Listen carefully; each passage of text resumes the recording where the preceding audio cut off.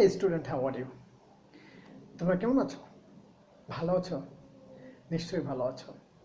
আমরা আমাদের revision class করছি এবং কয়েকটা ক্লাস আমরা রিভিশন ক্লাস শেষ করেছি এবং আজকে আমরা নতুন একটি চ্যাপ্টার, যেটা সপ্তম অধ্যায়, এই সপ্তম অধ্যায়ে রিভিশন ক্লাস শুরু করব। এই রিভিশন ক্লাস শুরু করার আগে তোমাদেরকে একটু বলে রাখি যে সপ্তম অধ্যায়টি হচ্ছে প্রেষণা সম্বলিত। আর প্রেষণার সম্পর্কে আলোচনা করার পূর্বে আমরা প্রেষণার সংজ্ঞাটাকে জেনে নিই। কি প্রেষণার সংজ্ঞা?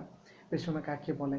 প্রেষণা হচ্ছে কর্মীদেরকে তার কাজে উৎসাহিত করার জন্য যে সকল প্রক্রিয়া বা প্রচেষ্টা প্রতিষ্ঠানের পক্ষ থেকে অব্যাহত রাখে, তাদের সব কার্যবলীকে কিন্তু বলা হয় প্রেষণা। অর্থাৎ যে প্রক্রিয়ার মাধ্যমে কর্মীকে কাজে উৎসাহিত করা হয়, যে প্রক্রিয়ার মাধ্যমে কর্মীদের ভিতরের যে অভাব বা যে প্রয়োজন সেটাকে গ্রহণ করে বা সেই প্রয়োজনটাকে উপলব্ধি করে তাদের প্রয়োজনটা মিটিয়ে তাদেরকে স্যাটিসফাইড করে তাদের কাজের গতিটাকে বাড়িয়ে দেওয়া, তাদের মনোবল বাড়িয়ে দেওয়া, এই যাবতীয় প্রক্রিয়াটাই হচ্ছে প্রেষণা। ঠিক আছে? তাহলে আমরা সংক্ষেপে বলতে পারি যে আমরা কর্মীদের কাজের প্রতি উৎসাহ বাড়ানোর জন্য, তাদের সন্তুষ্টি বিধানের জন্য, তাদের কার্য সন্তুষ্টির জন্য যে সকল পদ্ধতি বা যে সকল পদক্ষেপ প্রতিষ্ঠানের পক্ষ থেকে গ্রহণ করা হয় তাকেই বলা হয় প্রেষণা। এবং যে প্রক্রিয়ার মাধ্যমে তাদেরকে প্রতিষ্ঠানের প্রতি আগ্রহী করে তোলা হয় সেটাকেই বলা হয় প্রেষণা। এবার আমরা প্রেষণার যে কয়েকটা উপায় আছে, দুটি উপায় আছে, যে দুটি উপায়ে মানুষকে প্রেষণা দেওয়া যায়, কি কি উপায়ে তাদেরকে মোটিভেট করা যায় সে সম্পর্কে আমরা আলোচনা করব। তার দুইটি উপায় হচ্ছে, একটা হচ্ছে আর্থিক উপায় আর একটা হচ্ছে অনার্থিক উপায়। এখন আর্থিক উপায়টা হচ্ছে যে টাকা দিয়ে, অর্থাৎ টাকা দিয়ে তাদেরকে মোটিভেট করা। আমরা জানি যে প্রত্যেকেই কিন্তু অর্থের জন্যই কাজ করে এবং এই অর্থ পেলে সে মোটিভেট হবে, সে উৎসাহী হবে, সে কাজ করতে চাইবে বেশি বেশি। বাট অন্যভাবে অর্থ যদি না দিয়েও তাদেরকে মোটিভেট করা যায় সেটা হচ্ছে অনার্থিক উপায়। অর্থাৎ অনার্থিক মানে অর্থ ছাড়া। তাহলে অর্থ ছাড়াও মোটিভেট করা যায়, উৎসাহী করা যায়, কাজ খুব মনোযোগ দিয়ে করে, এভাবেও করা যায়। আবার অর্থ না দিয়ে করা যায়, আবার অর্থ দিয়েও তাদেরকে করা যায়। মানুষ তো অর্থ দিয়ে কাজ করাটা ইজি, কিন্তু আমরা আজকে জানবো যে অর্থ না দিয়েও অনার্থিক উপায় কিভাবে তাদেরকে প্রেরণা দেওয়া যায়। ঠিক আছে? তো আমরা প্রথমেই এই আর্থিক উপায়গুলো নিয়ে একটু আলোচনা করি, কিভাবে আর্থিক প্রণোদনার মাধ্যমে কর্মীদেরকে কাজটি তাদের কাছে আরো আকর্ষণীয় করে তোলা যায়, তাই না? তো আমরা প্রথমেই কর্মীদের আর্থিক উপায়টা হচ্ছে কর্মীদের বেতন। যদি কর্মীদেরকে সঠিক বেতন দেওয়া হয়, ন্যায্য বেতন দেওয়া হয়, তাহলে সে কিন্তু মোটিভেট হবে। কারণ একটা কর্মী যে পরিমাণ কাজ করবে, ন্যায্য বেতনটা কোথায় কাকে বলে? যে যে পরিমাণ কাজ করবে তাকে যদি সেই পরিমাণ বেতন দেওয়া হয়, তাহলে সে কিন্তু মোটিভেট হবে যে না, আমার যে কষ্ট করি সেই কষ্টের পরিমাণ আমি কিন্তু অর্থ পাচ্ছি, তাই না? তাহলে এখানে বেতনটা কর্মীদেরকে আকর্ষিত করে ওই কাজটা করে দেওয়ার জন্য, কারণ সে জানে যে আমি এই কাজ করলে এত বেতন পাবো। তারপর হচ্ছে বোনাস। কাজ করতেছে, বেতন পাচ্ছে, তারপরেও যদি বলা যায় যে তুমি ভালো কাজ করলে এক্সট্রা বোনাস পাবা, তো সে তো আরো বেশি উৎফুল্ল হয়ে কাজ করবে না? এটা স্বাভাবিক ব্যাপার। তাহলে এখানে কিন্তু অর্থের সবই কিন্তু অর্থ মাধ্যমে কর্মীদেরকে মোটিভেট করতেছে ম্যানেজমেন্ট কর্তৃপক্ষ। তারপরে আছে মুনাফার অংশ।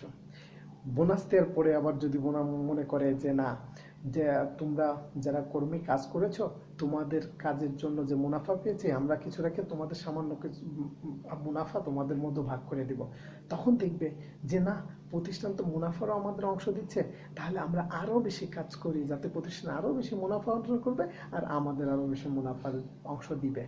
তাহলে মোটিভেট হবে না? অবশ্যই হবে। বার্ষিক বেতন বৃদ্ধি।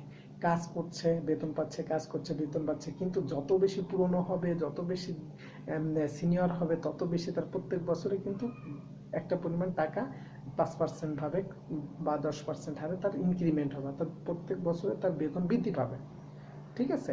প্রত্যেক বছরে বেতন যখন বৃদ্ধি পাবে, সে তখন ওই প্রতিষ্ঠানে অনেক দিন বা থাকতে চাইবে এবং অনেক দিন কাজ করতে চাইবে। তখন তার মধ্যে উৎসাহ বেড়ে যাবে যে আমি যদি আরেক বছর থাকি তাহলে আরও বেতন আমার বৃদ্ধি পাবে এখানে যদি আমি কাজ করি। তাহলে সেটা কিন্তু তাদের মধ্যে কিন্তু মানে কি বলবো, কাজের প্রতি যে উদ্দীপনা, কাজের প্রতি যে উদ্যম, এটাকে বৃদ্ধি করে। তারপরে আবাসিক সুবিধা।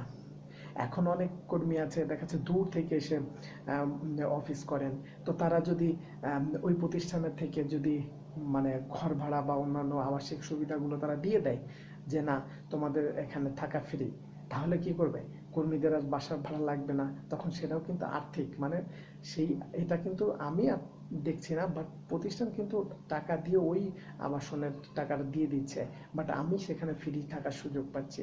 তাহলে সেটা আমি কিন্তু আর্থিকভাবে কি লাভবান হচ্ছে। তাহলে আমি অবশ্যই প্রতিষ্ঠানের কাজ মন দিয়ে যান জীবন দিয়ে কাজ করবো, এটাই তো স্বাভাবিক। তারপরে আছে চিকিৎসা সুবিধা।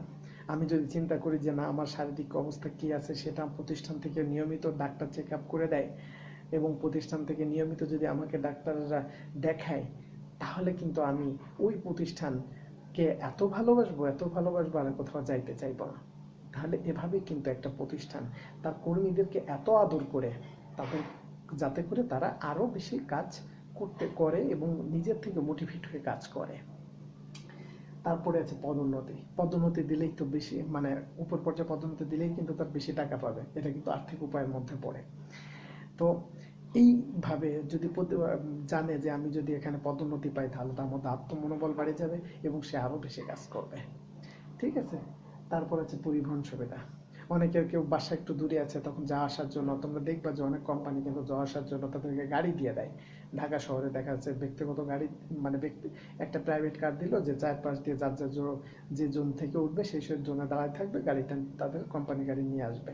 তাহলে এই সুযোগ সুবিধা দিলে ওই প্রতিষ্ঠানে যারা কর্মী কাজ করে তারা কখনোই কিন্তু ওই প্রতিষ্ঠান থেকে যেতে যাবে না এবং ওই প্রতিষ্ঠানে যে কাজ করবে সেই প্রতিষ্ঠানের কাজগুলো সঠিকভাবে করবে, যাতে সে চিন্তা করবে যে প্রতিষ্ঠান আমাকে এত কিছু দিচ্ছে, আমি কেন প্রতিষ্ঠানের জন্য 100% দিব না।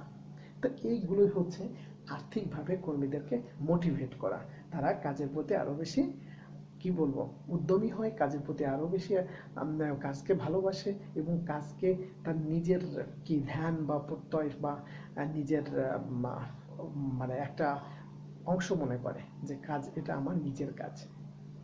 এবার সমান আর্থিক টাকা না দিয়ে কিভাবে মানুষকে মোটিভেট করা যায়। কাজের স্বীকৃতি। একজন কর্মী, একজন অধস্তন একজন কর্মী কাজ করেছে, কাজটিকে যদি বলা হয় যে না তুমি কাজটা করেছো অনেক সুন্দর করেছো, তুমি কাজটি খুব সুন্দর করেছো, তোমার কাজটার জন্য যদি তাকে স্বীকৃতি দেই, তাকে যদি কাজটার জন্য তাকে যদি বাহবা দিই, তাহলে সে কিন্তু এনকারেজ হবে, সে দ্বিতীয়বার আবার ভালো কাজ করার চেষ্টা করবে, তাই না? তাহলে এটা কিন্তু মানে টাকা দিতে হয় না, কিন্তু শুধু একটা মানে স্বীকৃতি দিলে কিন্তু সে কিন্তু ভালো কাজ করবে। সুবিচার প্রতিষ্ঠা। একটা প্রতিষ্ঠানে যদি সুবিচার না থাকে, যে অন্যায় করে যাচ্ছে তাকে, সে যদি অন্যায় রেগুলার করতে থাকে, তার যদি বিচার না হয়, তাহলে আরেকটা যে কর্মী আছে সেও কিন্তু মনে করবে যে এখানে কোনো বিচার নাই, এখানে ভালো কাজ করেই বা কি খারাপ কাজ করাই ভালো, যে কোনো বিচার করবে না। তখন দেখবে যে ওর মধ্যে একটা কি আসবে, উইকনেস আসবে। যখন সুবিচার প্রতিষ্ঠা হবে, যখন দেখবে যে না এই প্রতিষ্ঠানে কেউ যদি দুর্নীতি করে বা কেউ যদি কাজে ফাঁকি দেয়, তার পানিশমেন্ট আছে, তার বিচার আছে, তাহলে কিন্তু কর্মীরা তখন সৎভাবে কাজের প্রতি আগ্রহী হয়। ঠিক আছে? সুন্দর পরিবেশ। পরিবেশটা খুব সুন্দর দরকার আছে। পরিবেশ যদি ভালো না থাকে, পরিবেশটা যদি সুন্দর না থাকে, তাহলে কিন্তু সেই পরিবেশ না থাকার কারণে কর্মীরা কিন্তু মানে অনেক সময় টাকা অনেক দিলেও যদি কাজের পরিবেশ ভালো না থাকে, তাহলে কিন্তু শ্রমিকরা কিন্তু কাজ না করে চলে যায়। ঠিক আছে? টাকার সাথে ভালো পরিবেশটাও কিন্তু সামঞ্জস্য রেখে চলতে হবে। অনেক টাকা দিলাম, একটা গরম অনেক বাজে একটা পরিবেশের মধ্যে একজনকে চাকরি করতে বললাম, করবে? করবে না। আবার অনেকের কম টাকা দিয়ে যদি একটা ভালো এসির মধ্যে সুন্দর পরিবেশে তাকে চাকরি করতে বলা হয়, সে কিন্তু রাজি হবে। আশা করি তোমরা বুঝেছ। আবার প্রশিক্ষণ। প্রশিক্ষণ দিলে কর্মীদের মধ্যে কাজ করার যে মানে পদ্ধতি বা সেটা সম্পর্কে বেশি ধারণা পায় এবং কাজ কত সহজভাবে করা যায় সেটা বুঝতে পারে। এতে করে কর্মীরা আরো বেশি কাজের প্রতি আগ্রহী হয় এবং যখন জেনে ফেলে যে এ তো সহজ কাজ, এবং কর্মীদেরকে যদি ট্রেনিং দেওয়া হয়, তাহলে তারা কাজ করতে আরো বেশি আগ্রহী হয়। তারপর সুদক্ষ তত্ত্বাবধান, অর্থাৎ ম্যানেজার যদি সে কাজটা সঠিকভাবে তত্ত্বাবধান করে, সবাইকে যদি সঠিকভাবে তত্ত্বাবধান করে, তাহলে যে কর্মী সে মনে করবে যে না, ম্যানেজার তো সবাইকে সুন্দরভাবে দেখাশোনা করছে, আমাকে কাজ করতে হবে, কাজ না করলে ম্যানেজার আমাকে জবাবদিহি করতে হবে। তো এইগুলো থাকলে কিন্তু প্রতিষ্ঠানের কাজ সবাই নিজের আগ্রহে করতে চায়। চাকরি নিরাপত্তা, একটা প্রতিষ্ঠানে চাকরি করে সে যদি চিন্তা করে যে আমার চাকরি কখন চলে যায়, চাকরি কখন চলে যায়, সে কিন্তু কাজে মন দিবে না। তাকে যদি বলা যায় তোমার চাকরি পার্মানেন্ট, তুমি যতদিন তোমার বয়স থাকবে তুমি ততদিন চাকরি করতে পারবে, তাহলে সে মনোযোগ দিয়ে কিন্তু কাজ করবে, প্রতিষ্ঠানের প্রতি তার মায়া জড়িয়ে যাবে যে না, আমাকে এখানে মানে যতদিন আমি থাকবো এখানে কাজ করতে পারবো, কোনো রকম কোনো ভয় ভীতি নেই। তাহলে এটাও কিন্তু এক ধরনের মানে কর্মীদের উদ্দীপনা।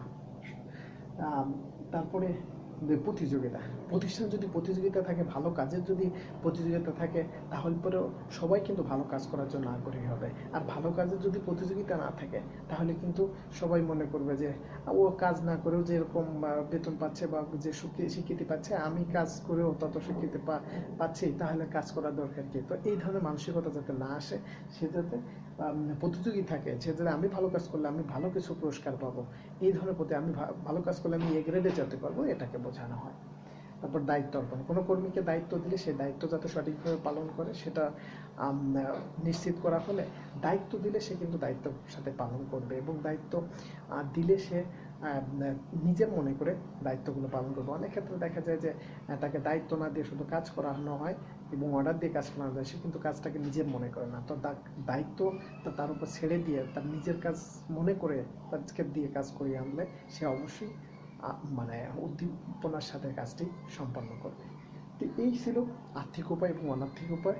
এখন তোমাদের প্রশ্ন এরকম থাকতে পারে যে আর্থিক উপায় ভালো নাকি অনার্থিক উপায় ভালো, কোন উপায়ে কর্মীদেরকে প্রেরণা দিলে অবশ্যই কর্মীরা ভালো কাজ করবে, সেটা তোমরা বিভিন্ন সিচুয়েশনের প্রেক্ষিতে আলোচনা করবে। তবে এই দুটো পদ্ধতিতে কিন্তু কর্মীদেরকে প্রেরণা দেওয়া যায়। ধন্যবাদ সবাইকে।